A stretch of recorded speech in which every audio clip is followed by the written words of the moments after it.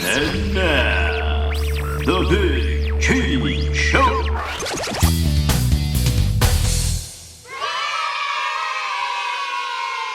I wake up Sunday morning, as I mentioned, went to the Notre Dame Maryland game this past weekend. Went to bed somewhat early, so, I had a decent early wake up. What time did you turn in? I think I was in bed by 12:30 on a Saturday night, yes. Okay. Call me pathetic. I didn't do much either. I just watched the Pacquiao fight. I'm kind of just done. I'm kind of done with boxing for a little bit. It was the third fight. We all knew what was going to happen, so. Well, you've heard my banter on this. I'm almost, and it's been hard for me to do because I always love a big boxing match. But I'm kind of taking a stance where I'm protesting until Pacquiao Mayweather happens. I'm tired of seeing these guys just thrown in to fight Mayweather and Pacquiao. I'm hoping it gets done. I am a very optimistic fan because I think there's just too much at stake. My boxing people were telling me that it's Mayweather the reason this thing isn't happening, by the way. Well, I think people have their opinions on that. Well, when it's pretty much every boxing analyst telling me that, I'm going to have to go get and think that it's Mayweather's fault. From what I understood, Pacquiao was pretty exposed this past fight against Marquez, though, and it actually plays to Mayweather's style. So here I'm thinking, maybe Mayweather changes his mind after seeing that. That was a close fight. I didn't see it. They're going to re-show it this next Saturday. I'll catch it then, but I hope it happens. We're talking NFL. I wake up, so I get my highlights in Saturday morning, and I decided Sunday morning. Sunday morning. Sorry about that. Did you watch Sunday morning? I did actually catch some of Sunday morning. The Dan Aykroyd from Ghostbusters. I'm not a big Aykroyd guy. He did the Blues Brothers thing and then pretty much didn't do much else. So well, he's a pretty respectable guy. He's married 30 years. He makes his own vodka now. Nothing more respectable than making your own vodka. Well, it's an award winner out there in California. Look it up. Dan Aykroyd's vodka. Apparently, it's something to see. Out there in La La Land, so. Yeah, well. I'm an East Coast guy, so. So you're not going to drink his vodka? Stick to my, You're what? Name me an East Coast vodka. Brad on the spot. What we were drinking on Friday night, whatever Svedka. it was. Yeah. That's Swedish. East Coast of Sweden. Yeah, okay.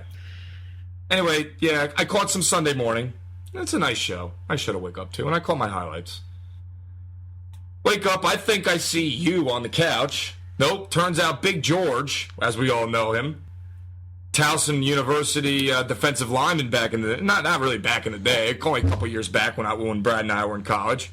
He's passed out on my couch. I'm on my way to church, and I go, "What's up, Big George? How you doing, man?" He goes, "Damn, I lost my phone last night." He was looking rough. Let's just put it that way. We've all been there. We've all been there. He actually hit me up on Facebook today to look for his ID because he lost his phone, his wallet.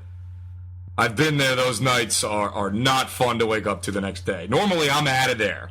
If I wake up at a random place, I'm out of there. But, he was chilling. He was cool. We watched. He's a Redskins fan. I'm a Dolphins fan. We were watching the first half of the game there.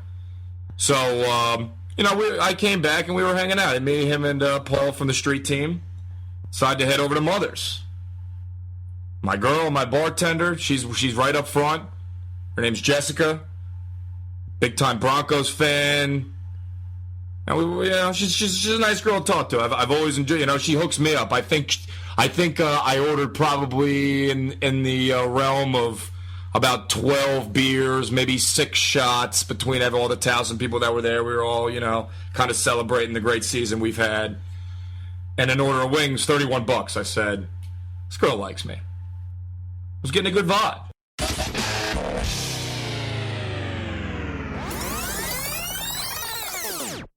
I'm getting the feeling that the whole time that, she's kind of into me. And I've been into her for about a year, and she's about 4 years older than I am. So I'm thinking, maybe she's not really into younger guys. I don't know. I was a little intimidated. Bartenders are tough. I haven't really had much success with them because every other guy in the world is trying to see what's good with them. What makes me any different? But in this case, I was feeling confident. At the end of the, when I'm ready to go, I say, you know, I hope I'm not violating any bartender-customer relationship, but can I have your number? And she gave me the response, you know where I'm at. And I said to myself, you're not really answering the question. She's kind of sidestepping the question. She sidestepped It's a big sidestep, yeah. So, this is what I did. And you comment, tell me on the guest book, bros, ladies, if this is a good move. I say to myself, I'm going to write her a little note. We used to do this in college when the whole fraternity, Sigma Chi fraternity, would sit with each other. We would write a note from one of the bros. I've never I don't think I've ever given my number, but I've given someone else's number, and then on the car at home, be like, oh, by the way, I left your number on the receipt, and be like, oh, thanks. No, I did it, and I told her that I was going to write her a note. What was the note? I wrote, and that's what I'm saying, let me know if this is a good move, ladies. I thought it was. And my hairdresser, De Niro, told me it was a cute move, so maybe, I don't know. But I wrote, will you go out with me? Yes, no, maybe. And then I wrote my phone number, and I said, let me know. I had to do something. I'm not going to, I had to make a move there, Brad. I put myself out there already. This was what came to my head, and I just did it. And it's now pushing 8 o'clock here on a Monday night, and I still have not gotten any sort of response. I don't know that she's playing it cool. Was it on the back? Yeah. But it's on the back of the merchant copy, which I thought was stupid, because then she can't save it, right? I mean, I don't know. I've never been a bartender. Maybe she didn't even know you wrote a note. I told her I wrote a note. She knows I wrote a note. There goes the element of surprise, but what are you going to do? Well, she didn't know what I was going to write. Well, Jessica, if you're listening to the show, I don't know if you're a listener of us or not, but I'm still waiting on that text message. Let me know, ladies, if that's a good move or not for my future opportunities here.